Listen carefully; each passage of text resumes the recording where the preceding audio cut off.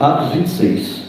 Mas alcançando o socorro de Deus, permaneça até o dia de hoje, isso é Paulo falando, diante do rei Agripa, dando testemunho tanto a pequenos como a grandes, nada dizendo senão que os profetas de Moisés disseram haver de acontecer, isto é, que o Cristo devia padecer e, sendo o primeiro da ressurreição dos mortos, anunciar luz ao povo e aos gentios. Que Deus abençoe a palavra em cada coração desta noite. Vamos orar. Senhor nosso Deus, nosso Pai, louvamos ao Senhor por estarmos aqui, podermos nesta noite pregar a Tua palavra.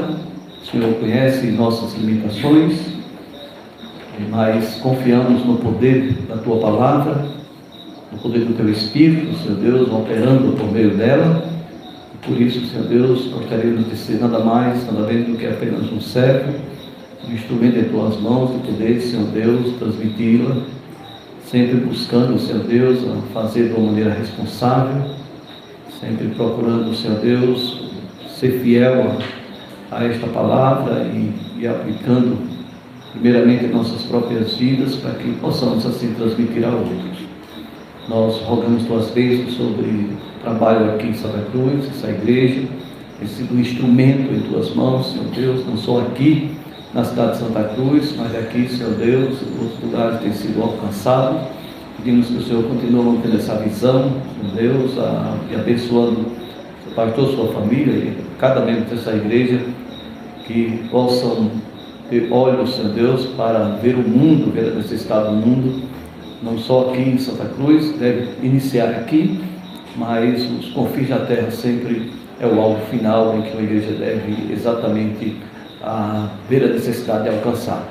Nós rogamos as Tuas bênçãos sobre nossas vidas, pedimos a ajuda do Senhor a nos encorajar a continuar servindo a Ti com fidelidade de coração, mesmo reconhecendo, Senhor Deus, que apesar de nós, o Senhor pode nos usar, e gostaria dessa noite apenas, Senhor Deus, ser um instrumento em Tuas mãos. Mais uma vez eu oro nesse sentido, Senhor Deus, agradecendo e pedindo em nome de Jesus. Amém. Amém. Meus amados irmãos,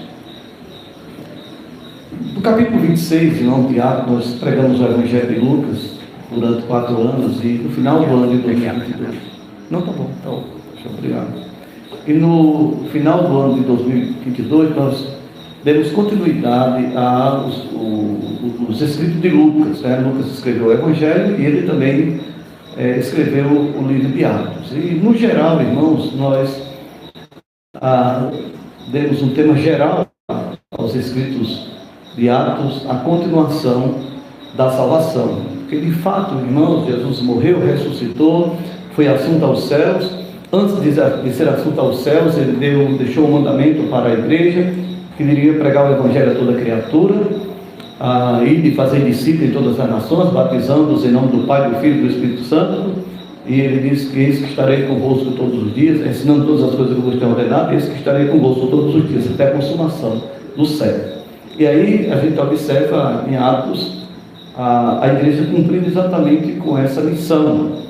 O Evangelho tendo início ali em Jerusalém, indo até a região da Judéia, Samaria, e por meio do apóstolo Paulo, indo até os confins da terra.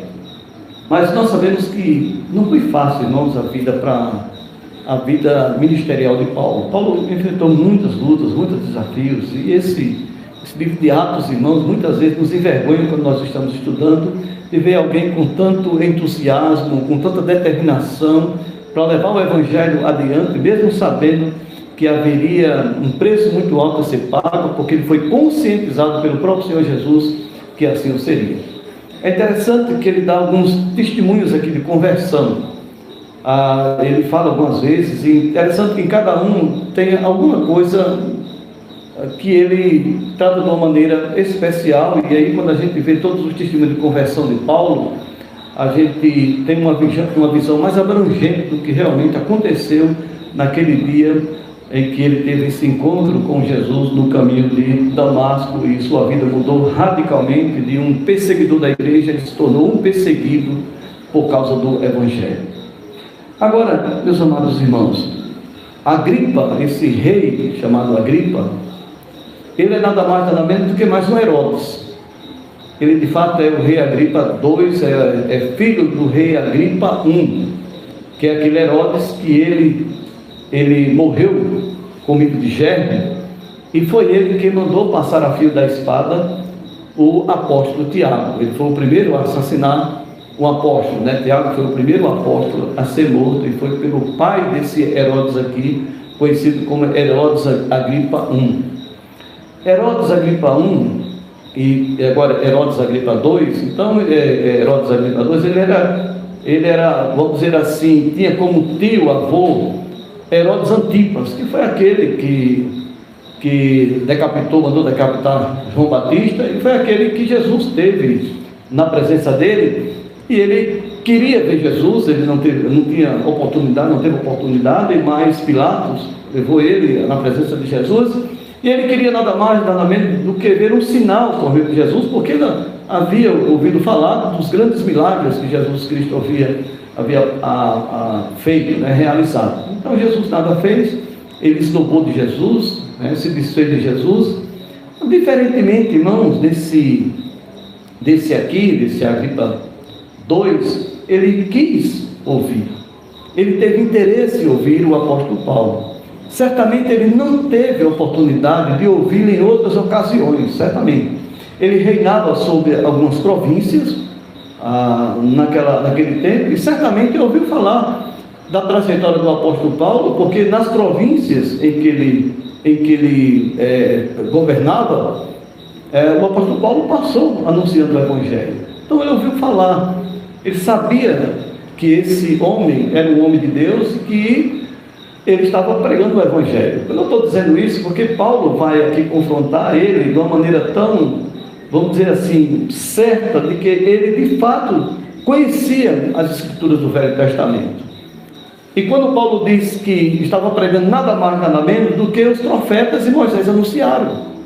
E ele diz: eu sei que você crê nos profetas. Ele ficou sem resposta, e ele mudou de assunto, e nós podemos observar isso no desenrolar da mensagem. Mas, meus amados irmãos, a grande lição desse capítulo, não só desse versículo, irmãos, é que a fé cristã é baseada em fatos históricos e uma experiência pessoal, um encontro real com Jesus, e um encontro real com Jesus.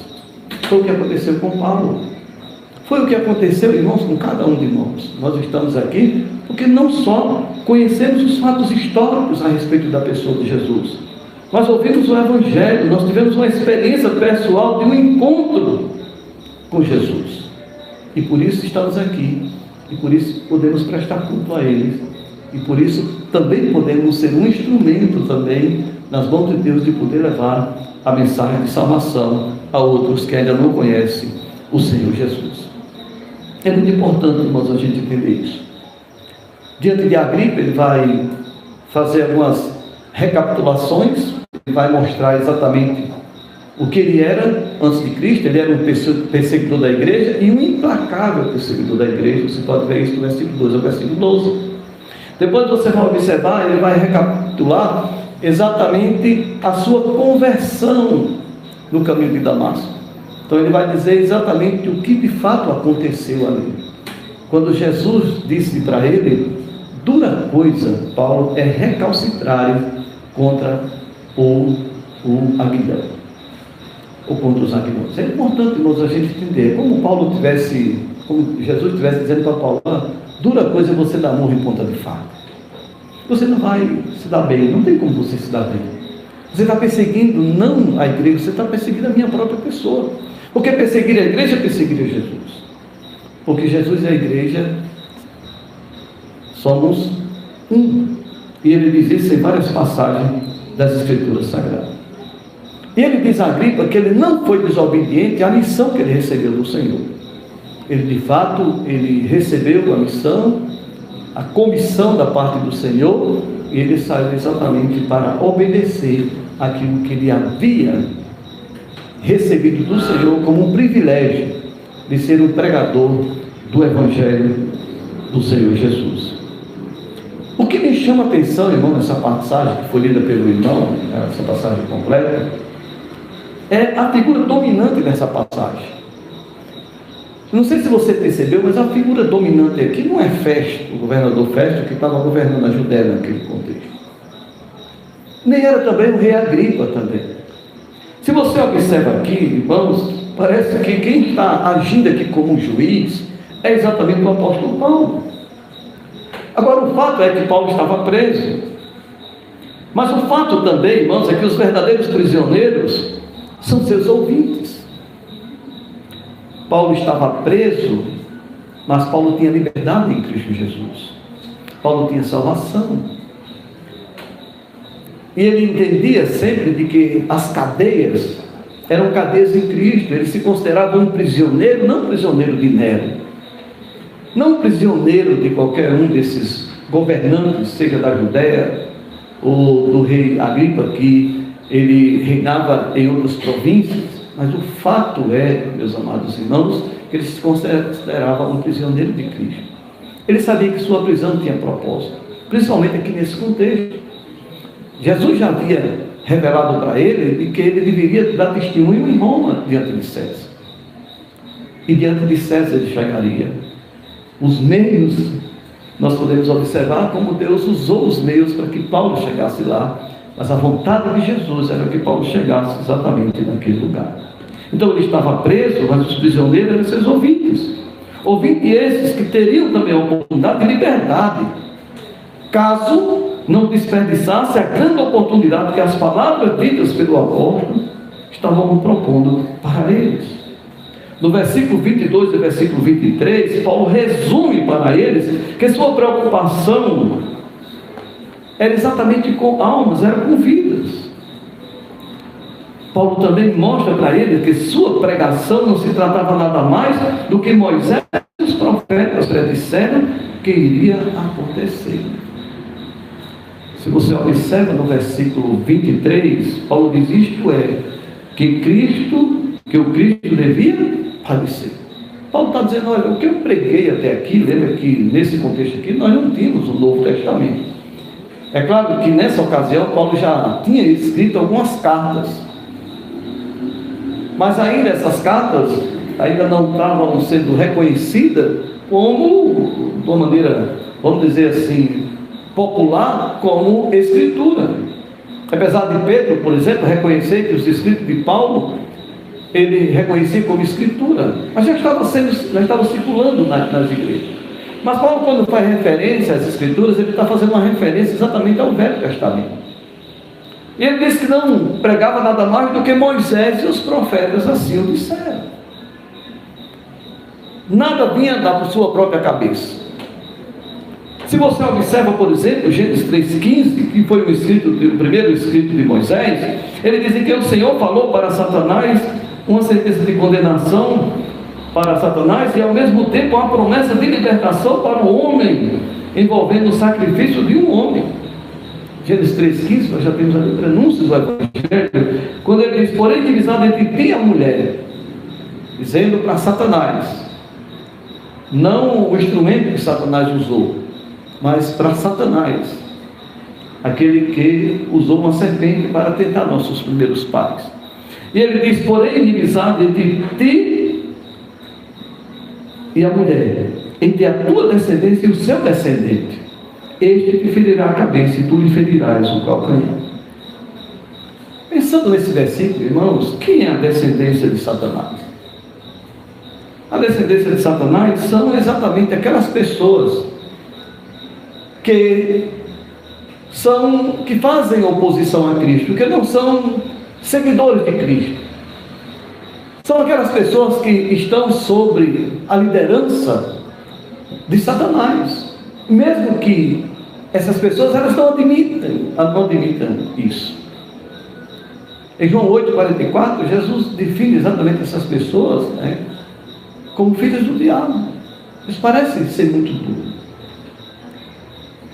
Em 2 Coríntios 4,4, diz que o Deus desse século cegou o entendimento dos incrédulos para que a luz do Evangelho não resplandecesse em seus corações. Jesus falou, irmãos, de que assim como o mundo odiou a ele, também odiaria aqueles que seguiriam a Jesus. Isso era fato, isso continuará sendo fato. Então, porém, inimizade entre ti e a mulher, entre o teu descendente, entre a sua descendência e o descendente da mulher. Quem é esse descendente da mulher? É Jesus, aquele que foi gerado no ventre de uma mulher viva, sem a parte do homem, para ser o perfeito sacrifício pelos nossos pecados. Jesus não poderia nascer pecador, porque ele não estaria qualificado para fazer o sacrifício perfeito pelos nossos pecados. O cordeiro tipificado no Velho Testamento, né, na lei mosaica cerimonial, que apontava exatamente para uma realidade futura. Em João Batista, quando viu Jesus passar, ele disse: eis o Cordeiro de Deus que tira o pecado do mundo. É Jesus que viria para tirar o pecado do mundo. E ele nasceu de uma sem a participação de, fala do descendente da mulher. Qual seria o palco desse triunfo desse descendente da mulher sobre Satanás? Exatamente na cruz do Calvário. Paulo, quando escreve aos Colossenses, ele mostra exatamente essa realidade. Foi lá onde Cristo triunfou. Mas também foi na cruz aonde ele teve também o seu calcanhar ferido. Ele teria que morrer, teria que se sacrificar pelos nossos pecados, para poder dar a cada um de nós a oportunidade de uma reconciliação com Deus. Então ele foi morto, como ele diz no versículo 23, isto é, o que Cristo devia padecer, e de fato ele padeceu pelos nossos pecados. Os profetas relataram isso. Zacarias fala sobre o Messias que seria traspassado. Isaías capítulo 53 aponta exatamente, ele dizendo que o castigo que ele nos traz a paz, e se a paz com Deus estava sobre ele, e pelas suas pisaduras fomos sarados. Teria que ter morte, teria que ter derramamento de sangue. Como Levítico capítulo 17 versículo 11, ele diz que o poder da vida está no sangue. O sangue teria que ser oferecido. E o autor dos Hebreus diz que sem derramamento de sangue não haveria o quê? Remissão de pecado. Teria que haver um sacrifício, mas de alguém perfeito. E esse alguém perfeito que se fez carne foi Jesus Cristo. E ele veio exatamente com essa missão de morrer pelos nossos pecados. Mas Paulo disse que anunciava a ressurreição, onde também Moisés e os profetas também falaram sobre a ressurreição de Jesus. Antes, é claro, no Velho Testamento houve ressuscitações, no dia de Elias, no dia de Eliseu, no dia do ministério terreno de Jesus, por exemplo. Jesus ressuscitou algumas pessoas, como a filha de Jairo, o filho da viúva de Naim, o próprio Lázaro, irmão de Marta e Maria. Mas essas pessoas, elas ressuscitaram, mas elas voltaram a morrer. O único que ressuscitou para não mais morrer foi Jesus Cristo, que ele foi o primeiro. E Moisés fala sobre isso. Jesus, ele faz uma citação do Velho Testamento, uma citação de Moisés, mostrando que Deus não é Deus de mortos, mas é Deus de vivos. E ele fala ali no contexto de ressurreição, nos seus embates com os religiosos da época. Portanto, a gente entender isso. O próprio capítulo 53 de Isaías, a partir do versículo 10, falando sobre aquele que morreria por nossos pecados, diz que ele viria, o fruto do seu penoso trabalho. Como é que alguém morre e vê o fruto do seu penoso trabalho? Porque ele tinha certeza da ressurreição. Daniel fala sobre a ressurreição no capítulo 12. Então Paulo disse: olha, eu não estou pregando nada mais do que Moisés e os profetas assim falaram. Nós temos o Salmo, por exemplo, o Salmo 16, 10, onde diz: pois não deixarás a minha alma na morte, nem permitirás que o teu santo veja corrupção. O próprio Paulo, no livro de Atos capítulo 3, faz citação dessa passagem do Salmo, fazendo uma referência exatamente à pessoa de Jesus, como aquele que deveria ressuscitar, que de fato a sua carne não viu corrupção. Ele de fato, ele ressuscitou. Paulo também disse que ele anunciaria a luz ao povo e aos gentios. Foi isso que Jesus Cristo veio fazer. Ele veio anunciar a luz para aqueles que estão em trevas. Quando ele nasceu, disseram, o povo que estava em trevas viu grande luz, uma profecia se cumprindo na vida de Jesus. Jesus também disse: eu sou a luz do mundo. Aquele que me segue não anda nas trevas, pelo contrário, terá luz, terá a vida, terá luz. Meus queridos e amados irmãos, Jesus veio anunciar a luz, sem fazer acepção de pessoas. Todos deveriam ouvir, seja judeu ou gentil. O que nós podemos aprender, irmãos, é que todo ser humano reage diante da pregação do Evangelho. E vai reagir, e vão reagir diante da pregação do Evangelho. Tem uma passagem, por exemplo, isso aí você vê, isso é recorrente no livro de Atos. Reações, Paulo prega e há reações. Quando Paulo prega em Atenas, por exemplo, quando ele termina o seu sermão, quando ouviram falar da ressurreição dos mortos, uns escarneceram, reagiram escarnecendo da mensagem, outros disseram a respeito disso que ouviremos noutra ocasião, uma reação, agora não, mas vamos ouvir depois. Porém, diz que alguns creram. Então, sempre as pessoas vão reagir diante da pregação da palavra do Senhor. Hoje à noite, certamente as pessoas que aqui estão vão reagir. Aquele que é crente, se alegrar pela grande salvação que recebeu, e saber que não foi salvo por acaso, foi salvo porque Deus tem um propósito. Como Deus tem um propósito para a vida de Paulo, eu creio que Deus tem um propósito para cada uma de nossas vidas. Também, ao mesmo tempo, nós temos pessoas aqui, talvez aqui ainda não teve essa experiência pessoal com Jesus. Pode reagir recebendo ou rejeitando esta palavra. Aqui, irmãos, nós temos dois exemplos. O exemplo de Festo, que era governador da Judéia naquela época. Festo não era judeu, Agripa sim, Festo não. Festo era romano.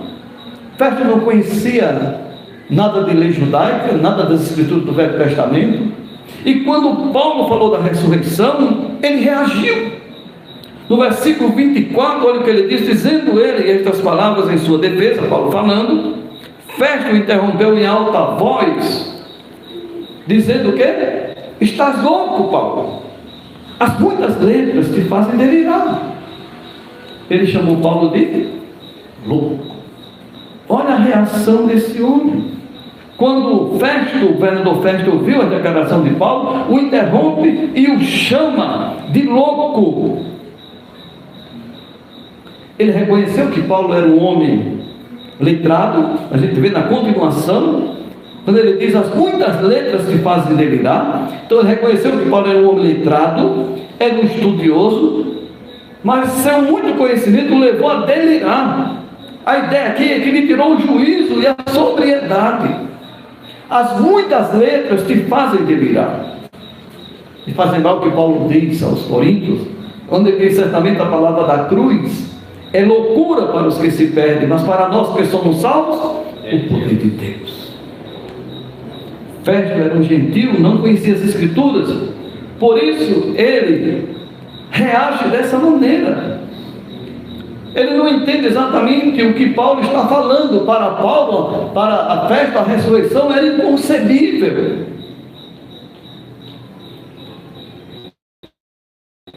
E novamente, irmãos, me chama a atenção aqui a calma, mas a sólida convicção de Paulo, quando ele dá uma resposta cirúrgica aqui ao rei Festo. Olha o versículo 25. Paulo, porém, respondeu: não estou louco, ó excelentíssimo Festo. Pelo contrário, digo palavras de verdade e de bom senso. Digo palavras de verdade e de bom senso. Em outras palavras, irmãos, Paulo está dizendo, são palavras verdadeiras. E são palavras de quem tem juízo.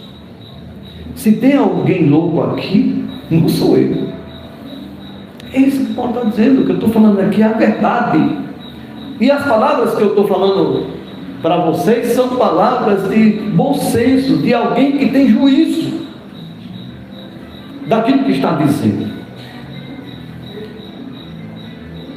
Paulo garante a festa que está em perfeito juízo e que sua pregação sobre a morte e a ressurreição de Jesus é verdade absoluta. E na sequência, Paulo se dirige outra vez ao homem por quem evidentemente se interessava mais naquele momento, que é o rei judaico chamado Agripa II. Porque ele possui pressupostos melhores para compreendê-lo do que o governo romano da Judéia chamado Festo. Festo reagiu chamando Paulo de louco. Eu me lembro, meus amados irmãos, que eu recebi alguns adjetivos quando eu me converti a Cristo, e eu saí pregando o Evangelho para algumas pessoas que faziam parte do meu contexto antes de Cristo. Eu recebi vários adjetivos, porque eu não vou estar aqui. Mas teve um que disse: tu estás doido? Ficasse doido.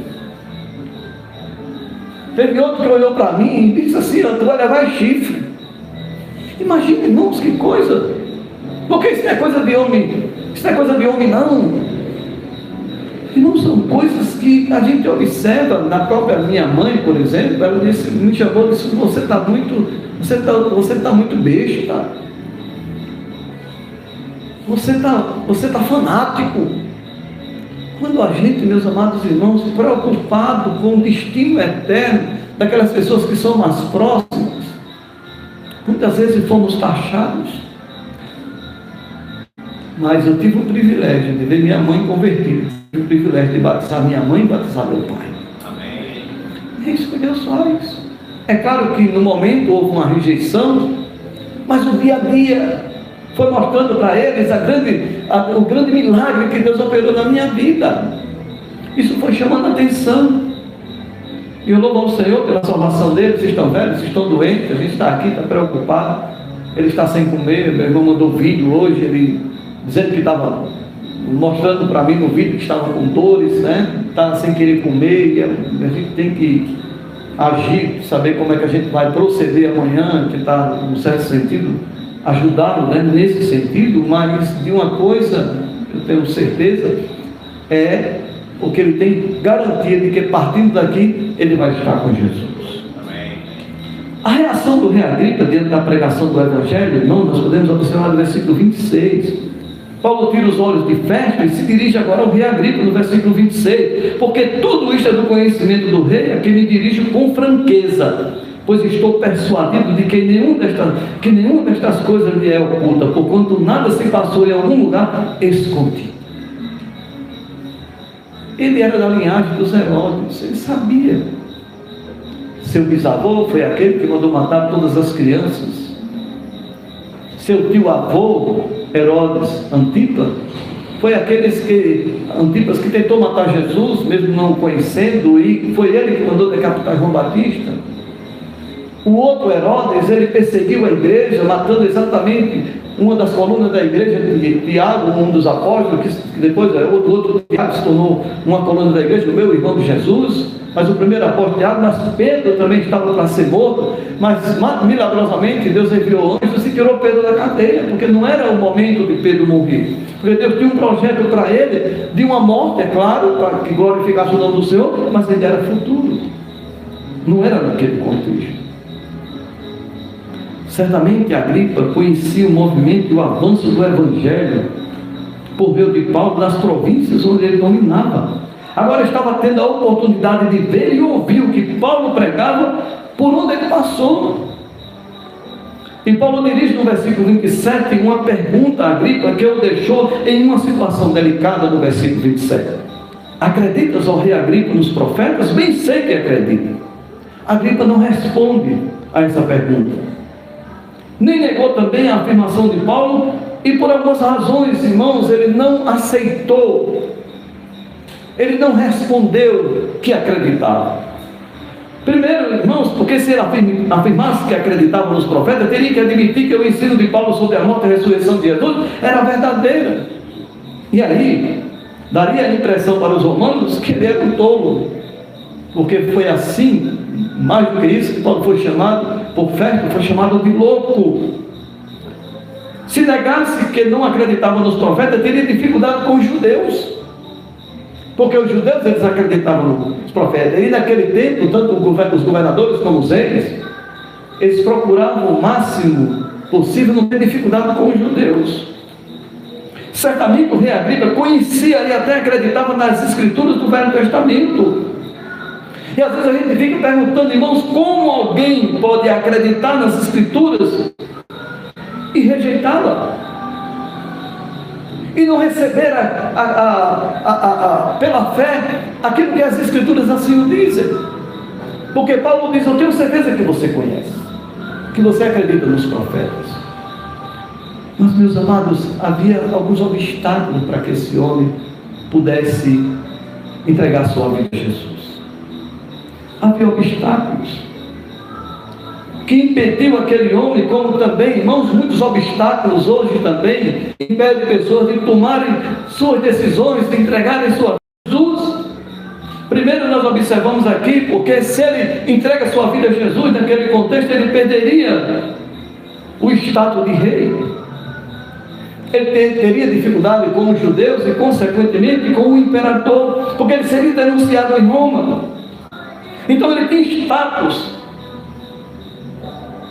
como rei ali, era uma posição, e mesmo ele não governando a Judéia ali, mas ele era responsável, ele foi responsabilizado exatamente de quem eleger, no certo sentido, aqueles que lideravam o templo, ele administrava o templo.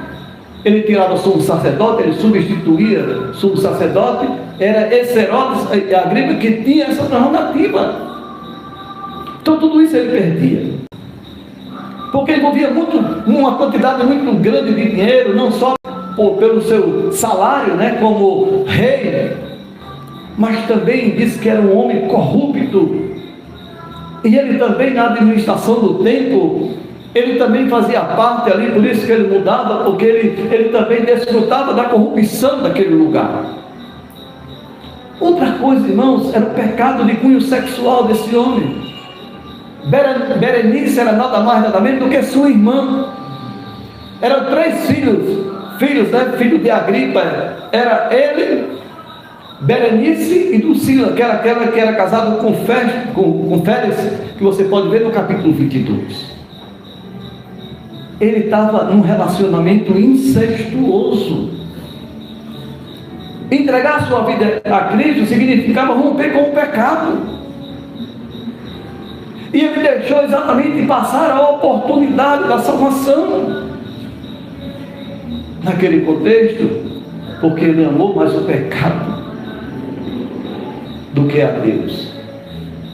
Ele não quis romper com o pecado e entregar sua vida a Jesus.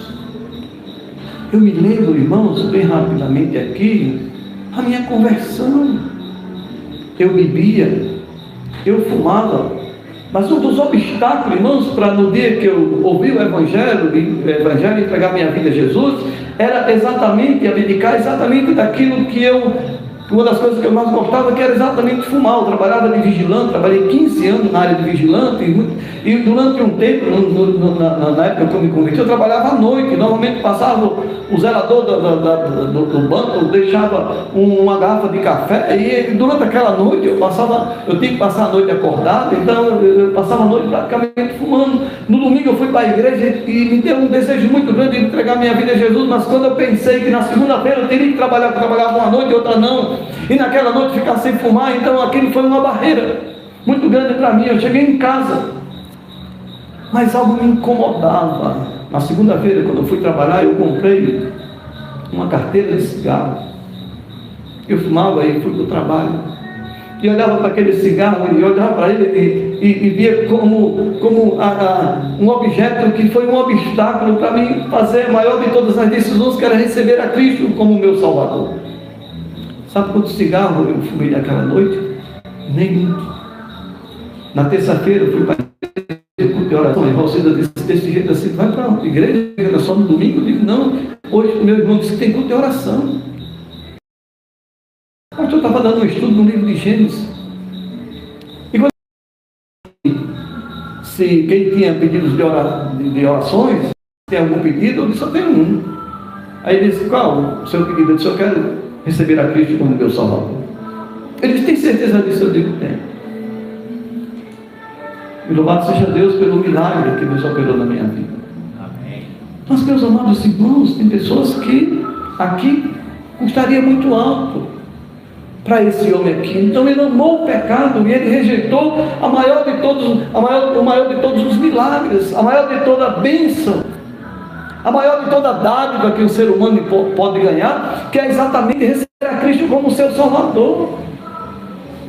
Porque a vida, a existência humana aqui tem prazo de validade.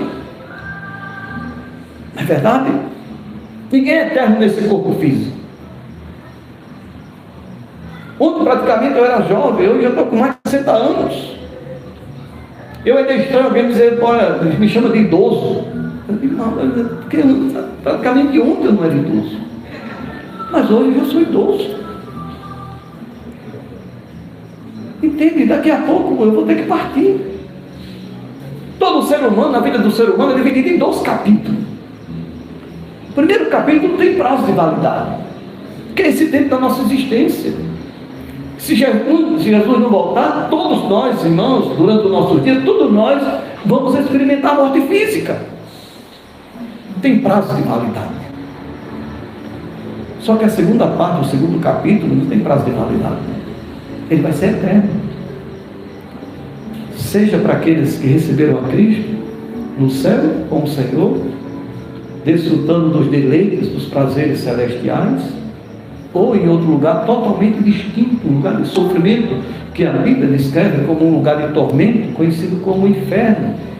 Mais tarde, lançado num lago de fogo. E uma vez partindo daqui sem Cristo, o quadro é irreversível. Não há mais possibilidade de reversão. Por isso, quando a palavra de Deus fala sobre o Evangelho, sempre há um caráter de urgência. O homem precisa imediatamente entregar sua vida a Jesus, porque não temos todo o tempo do mundo aqui. Enquanto nós estamos aqui, tem gente partindo para a eternidade sem Jesus.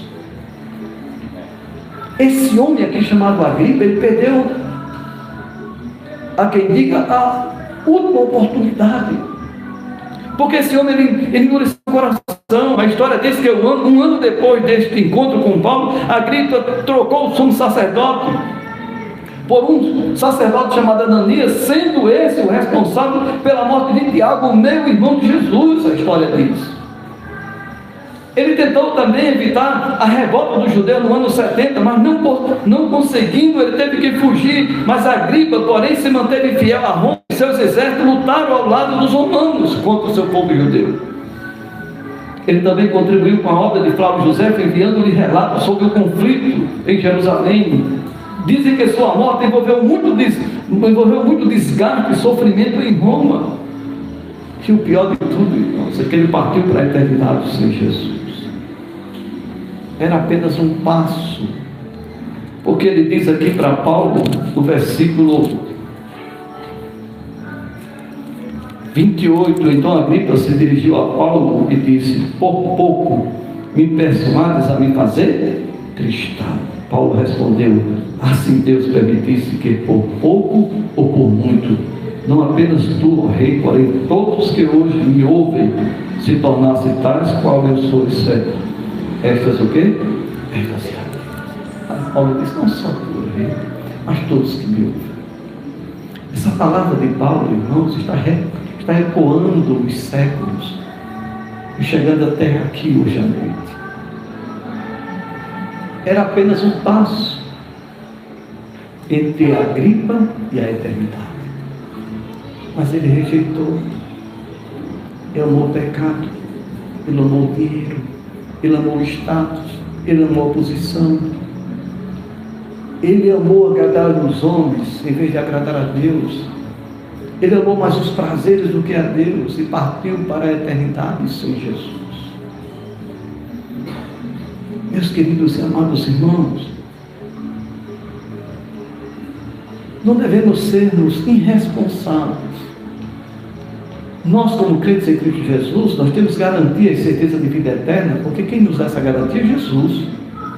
Não depende de mim, mas depende da fidelidade de Deus, porque cremos que os dons de Deus são irrevogáveis. E pela graça sois salvos mediante a fé, isso não vem de vós, é dom de Deus, não vem de obras para que ninguém glorie. Nós, como crentes, irmãos, também não temos todo o tempo do mundo para fazer a obra do Senhor. Se Jesus voltar durante os nossos dias, lembra que existe também um julgamento para nós, como crentes. Todos nós iremos comparecer perante o tribunal. O tempo de construir, irmãos, é agora, é no presente. Não temos tempo a perder. Temos que acabar, irmãos, com essa procrastinação com respeito ao serviço prestado ao Senhor.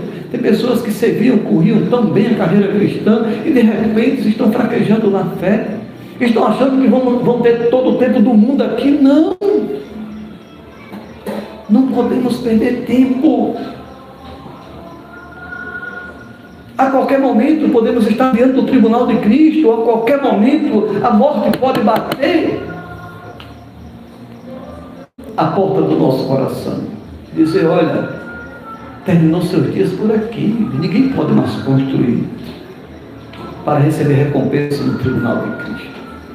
É salvo, mas Deus, não, Jesus é justo, porque Ele promete também galardoar aqueles que são fiéis a Ele, que não deixaram suas palavras caírem por terra, que entenderam que é uma expressão de gratidão e de amor a Deus e às pessoas, levar a mensagem de salvação a outros.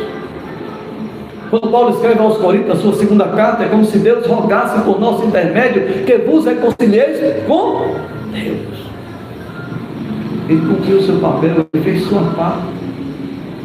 Mas para você que está aqui nesta noite, que ainda não é crente em Cristo Jesus, eu não quero colocar você sob uma pressão, mas eu gostaria que essa palavra de Paulo pudesse ecoar aqui nesta noite.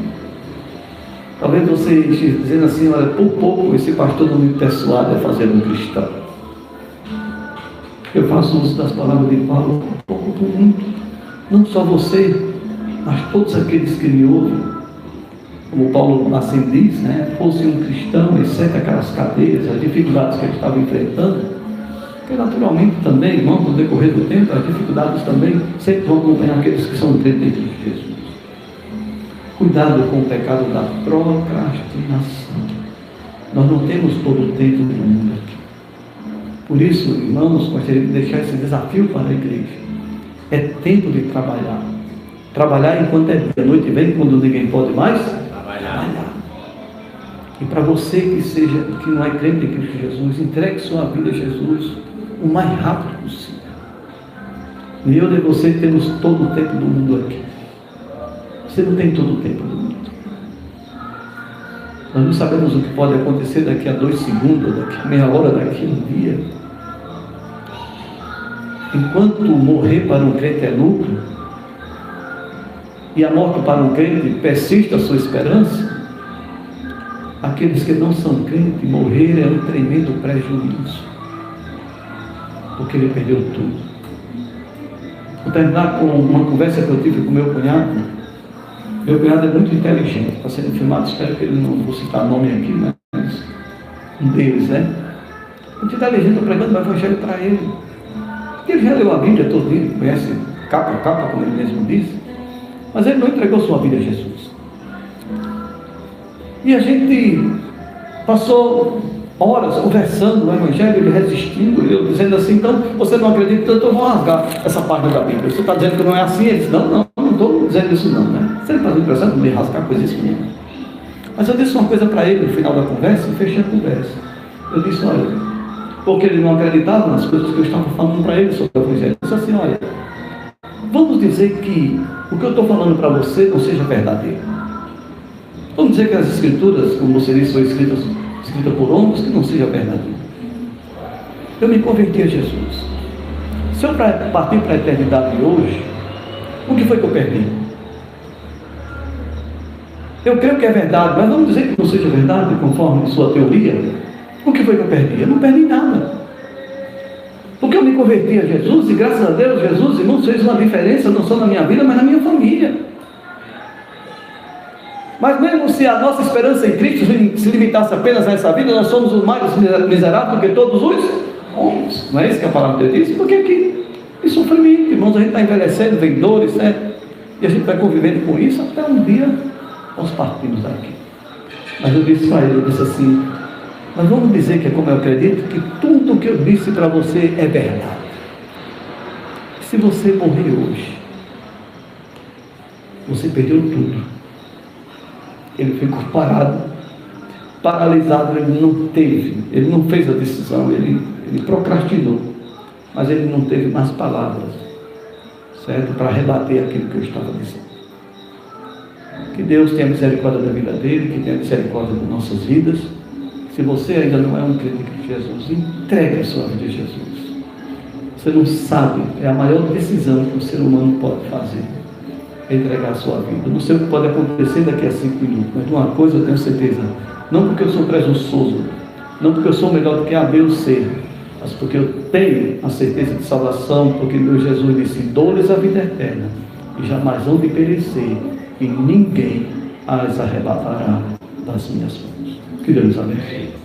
Maravilhoso Pai, querido Deus, louvamos ao Senhor por Tua palavra, continua abençoando a Tua igreja, Senhor Deus, animando a cada um de nós, encorajando-nos a cada dia a servirmos o Senhor. Sabemos que a qualquer momento estaremos diante do Teu tribunal para receber galardão ou deixar de receber galardão. E há também uma questão de gratidão e de obediência, aquele que o Senhor tem dito que devemos fazer como cristãos.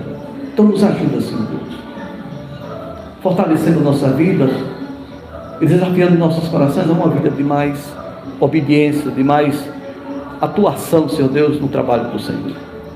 Aqueles que estão aqui nesta noite, que ainda não são crentes em Cristo Jesus, que aproveitem a oportunidade de entregarem de uma vez por todas as suas vidas a Jesus, para desfrutar da mesma esperança, da mesma alegria, da paz que hoje há em nossos corações, apesar das dificuldades que nos cercam constantemente.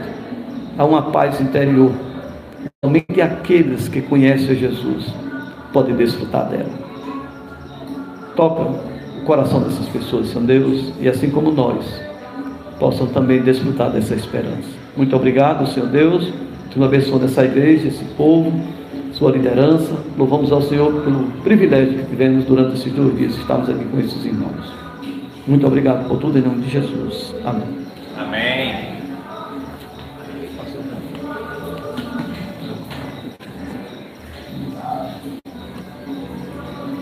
Um cristão disse a um ateu acerca da eternidade: não tenho nada a perder se nada fosse verdade. Mas se for, como será com você chegando lá, topando a realidade? É bom pensar, não é? Foi o que o pastor disse aí para o seu cunhado. Beleza? Obrigado, pastor Irinaldo, pela mensagem esclarecedora, alentadora e alerta.